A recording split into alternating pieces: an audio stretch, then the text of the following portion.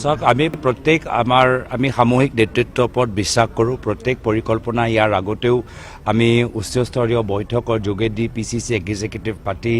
political affairs committee Delhi নেতৃত্বৰ লগত পাতি সকলৰ আমি ৰায়টো গুৰুত্ব সহকাৰে লওঁ আৰু মইতো বিশেষকৈ আমাৰ তৃণমূল পৰ্যায়ৰ ৰায়টো আটাইতকৈ বেছি মই গুৰুত্ব দিওঁ যি আমাৰ মণ্ডলৰ বিষয়সকলে কয় যি আমাৰ ব্লকৰ বিষয়সকলে কয় মই ভাবোঁ যে এই দীৰ্ঘদিনৰ যাত্ৰাত মই এটাহে কথা জানো যে মোতকৈ বেছি কষ্ট আমাৰ মণ্ডলৰ বিষয়সকলে কৰে তো আগন্তুক দিনতো আমাৰ মণ্ডলৰ পৰা আমি ফিডবেকটো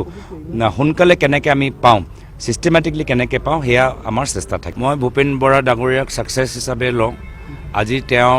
যোৱা 4টা বছৰৰ ভিতৰত তেওঁ খুব গুৰুত্বপূৰ্ণ সিদ্ধান্ত ল'লে আহিয়ে তেওঁ এটা ডাঙৰ সিদ্ধান্ত ল'লে যে AIDF দলৰ লগত মিত্ৰতা নহ'ব দ্বিতীয়তে ডাঙৰ সিদ্ধান্ত ল'লে যে ৰাহুল গান্ধী ডাঙৰীয়া ভাৰত জোড়ো যাত্ৰাৰ চলা সময়ত তেওঁ অসমৰ ভিতৰত আমাৰ দলৰ নেতৃত্ব ল'লে আৰু আমি অসমৰ ভিতৰত আমি প্ৰথম ৰাজ্য হ'লোঁ যি এটা অসম ভাৰত জোড়ো যাত্ৰা আমি সম্পূৰ্ণ কৰিলোঁ বিৰোধী ঐক্য মঞ্চত খালি কংগ্ৰেছক দুখ দিলে এইটো চিন্তাটো মই নাভাবোঁ ইয়াত আমাৰ সামূহিক আমাৰ বিশ্লেষণ কৰাটো প্ৰয়োজন আছে আৰু বিশেষকৈ পঞ্চায়ত নিৰ্বাচনৰ পিছত প্ৰত্যেক দল নিজৰ কৰ্মীসকলৰ লগত বিশ্লেষণ কৰি অনাগত দিনত কেনেদৰে আমি আৰু সবল হ'ব পাৰোঁ সকলোকে এই পদক্ষেপ লোৱাটো উচিত এটা শক্তিশালী মিত্ৰ হ'বলৈ প্ৰথমে নিজৰ শক্তিটো বৃদ্ধি কৰিব লাগিব আৰু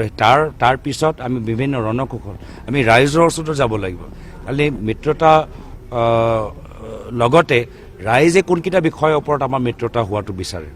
ৰাইজে কোনকেইটা বিষয় আমাক উত্থাপন কৰাটো বিচাৰে তো আমি ৰাইজৰ ওচৰতো যাব লাগিব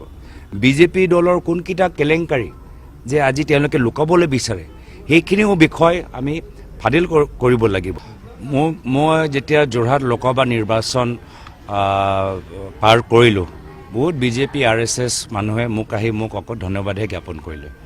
তেওঁলোকে ক'লে যে আমি ভাল পাইছোঁ যে আমাৰ মুখ্যমন্ত্ৰীয়ে আজি তেওঁলোকে এনেধৰণৰ পৰাজিত হ'ল তো বিজেপি RSSৰ ভিতৰত যে বৰ্তমান মুখ্যমন্ত্ৰীলৈ যে বহুত মানুহ অসন্তুষ্ট আৰু কংগ্ৰেছ দলৰ উত্থান চাই তেওঁ কিছুমান বিজেপি RSS মানুহে